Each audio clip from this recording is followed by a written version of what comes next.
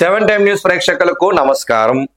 నిన్న సానా సతీష్ రాజ్యసభ సభ్యుడుగా ప్రమాణ స్వీకారం చేసిన తర్వాత కాకినాడ పట్టణానికి అయితే రావటం జరిగింది. అద్భుతమైన ఘన స్వాగతం లభించింది. ప్రతి చోట బాణాసంచా, హారతులు, గుమ్మడికాయలతో హారతులు, ఇవన్నీ అద్భుతంగా చేశారు. చాలా బాగుంది. కానీ నిన్న ఒక రకమైనటువంటి వాతావరణం కాకినాడ చెవి చూసింది. వనమాడి ఉమాశంకర్ యొక్క ర్యాలీ కోసం ప్రప్రథమంగా చాలా మంది చర్చించుకునే స్థితిలో ఆ ర్యాలీ ఉందని చెప్పి చాలా మంది టీడీపీ క్యాడర్లోనే ఒక చర్చ నెలకొంది. టీడీపీ పార్టీ ఏమైనా రెండు విభాగాలుగా విడిపోయిందా అంటే అవుననే విధంగా నిన్న ఆ పరిణామాలు కనిపించాయి. ఎందుకంటే వనమాడి వెంకటేశ్వర కొండబాబు ఏమో భానుగుడి సెంటర్లో మీటింగ్ పెట్టగా, భానుగుడి సెంటర్లో వెల్కమ్ చెప్పగా, వనవాడి ఉమా ఎవరైతే ఉన్నారో 1000 మందో ఎంతమందితో ఆడవాళ్ళతోటి ఈయన గుమ్మడికాయలు హారతిచ్చి మరి జేఎన్టీయూ దగ్గర ఈయన హారతిచ్చి స్వాగతం పలకడం జరిగింది. ఇదంతా బాగానే ఉంది.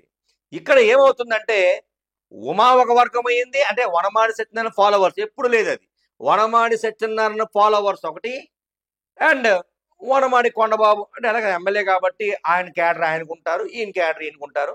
నిన్న కాకినాడలో ఆ ర్యాలీ వెళ్తున్నప్పుడు అందరికి ఏంటంటే ఏంటి ఇలా జరిగింది సడన్ గా, అంటే ఉమాకి ఇంత బలం ఎక్కడి నుంచి వచ్చింది, అది ఇది నాయకత్వ లక్షణాలు ఎంతున్నాయా అని చెప్పి ప్రజలందరూ కూడా ఒక టీడీపీ కార్యకర్తలు ఆలోచించుకుంటే పార్టీ వరకే, కానీ ప్రజల్లో ఆలోచించే విధానాన్ని నిన్న వాళ్ళు ఇది చేశారన్నమాట. అదే విధంగా ఈ వనమాడి ఉమా ఎవరైతే ఉన్నారో గతంలో ఇదే ఎలక్షన్ కన్వీనర్ గా కాకినాడ సిటీ ఎలక్షన్ కన్వీనర్ గా పనిచేసి ఉన్నారు. అఫ్ కోర్స్ సక్సెస్ఫుల్ గా కొండబాబు గారు నెగ్గారు. మరి ఆయన సుపరిపాలన ఆయన అందిస్తున్నారు. ఆయన డెవలప్మెంట్ చేయడానికి ప్రతినిత్యం చంద్రబాబు గారితో ఏదో మాట్లాడుతున్నారు. ఆయన చేయాల్సిన యాక్టివిటీ ఆయన చేసుకుంటూ పోతున్నారు. కానీ ఎందుకు రెండు విభాగాలుగా విడిపోవాల్సి వచ్చింది? ఇక్కడ ఇంకొక విషయం ఏంటంటే చాలా స్పష్టంగా 7 టైమ్స్ దగ్గరగా చూసింది ఏంటంటే వనమాడి ఉమాశంకర్ వేసిన ప్రతి ఫ్లెక్సీలో అటు వనమాడి కొండబాబు ఇటు సిటీ ప్రెసిడెంట్ వీరు ఉండేలాగా వాళ్ళు జాగ్రత్త తీసుకొని వాళ్ళ ప్రోటోకాల్కి గౌరవించి ఫ్లెక్సీలు వేయడం జరిగింది. బట్ ఎక్కడైతే కొండబాబు ఫ్లెక్సీలు వేసారో అక్కడెక్కడ కూడా అన్నా అనే విలువతో సత్యనారాయణ బొమ్మ లేదు. అదేవిధంగా సిటీ కన్వీనర్ ఆఫ్ ఎలక్షన్ అని చెప్పి ఉమా బొమ్మ లేదు. బట్ అది ఏం జరిగిందో అది వాళ్ళకే వదిలేద్దాం, మనకు అనవసరం. కానీ ఇక్కడ విషయం ఏంటంటే ఇక్కడ మధ్యలో కార్యకర్తలు నలిగిపోతున్నారు. ఎందుకంటే ఇటు పోవాలా అటు పోవాలా, ఉమా వర్గమా కొండబాబు వర్గమా అనే విధంగా ఇప్పుడు డిస్టర్బెన్స్ అయితే ఖచ్చితంగా కాకినాడలో క్రియేట్ అయినట్టు నిన్న బయటపడ్డారు అందరు కలిసి. ఎందుకంటే అక్కడ ఒకప్పుడు అందరు కలిసి ఉంటే అదే వెల్కమ్ బాన్గులు చెప్తారు కదా, కానీ చెప్పాల. ఇతనేమో బాన్గుల్లో వెల్కమ్ చెప్పారు, ఆయనేమో జేఎన్టీయూ గేట్ దగ్గర ఆయన వెల్కమ్ చెప్పారు. సో ఎవరు బలం వాళ్ళు చూపించుకునే ప్రయత్నం చేశారు. కానీ ఇక్కడ ఏమవుతుందంటే ఖచ్చితంగా ఇది కార్యకర్తలకైతే ఇబ్బందికరంగా అయితే ఉంటుంది. ఏ నాయకుడి దగ్గర వెళ్ళాలని వాళ్ళకి ఒక అయోమయం గోచరంగా మారింది.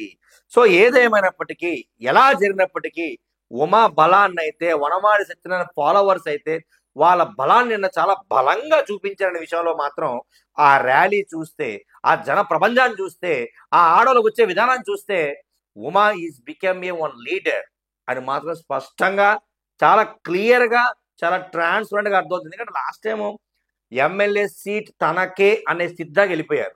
బట్ లాస్ట్ మినిట్లో ఏం జరిగింది తెలియదు. మళ్ళీ సీనియారిటీ ప్రకారం కొండబాబుకి ఇచ్చారు, ఆయన నెగ్గారు, ఆయన పని ఆయన చేసుకెళ్తారు. బట్ ఏదైతేనే కార్యకర్తల నోటీస్లో ఒక ఆలోచన ఏదో వచ్చింది, ఉమా అండ్ కొండబాబు ఇద్దరు వర్గాల కింద పనిచేస్తున్నట్టు మేము చెప్పటం కాదు, నేను స్పష్టంగా చూశారు. ఎనీహౌ మరి కాకినాడకి నిన్న రాజ్యసభ సభ్యుడు రావటం, కాకినాడలో 2 గ్రూపులు ఉన్నాయని నిన్న బయటికి రావటం చాలా స్పష్టంగా అర్థమైంది. మరి చూద్దాం ఇక పైన కాకినాడ రాజకీయం ఎలా ఉండబోతుందో. మరి ఉమా వనమాడి సత్యనారాయణ ఫాలోవర్స్ ఎక్కడితో ఆగిపోతున్నారా, లేదా కార్యకర్తలు బూస్టప్ చేసుకుంటూ అలా ముందుకెళ్తారా, దానిపైన సర్వత్ర ఉత్కంఠ అయింది. మేమే కాదు ప్రతి కార్యకర్త కూడా స్పష్టంగా వెయిట్ చేస్తున్నారు. మరి చూద్దాం వనమాడి సత్యనారాయణ ఫాలోవర్స్ అలియాస్ ఉమా ఏ రకంగా ముందుకెళ్తారో, వనమాడి వెంకటేశ్వరరావు అలియాస్ కొండబాబు ఏ రకంగా ముందుకెళ్తారో వేచి చూడాల్సిన అవసరం ఎంత ఉంది. Thank you so much.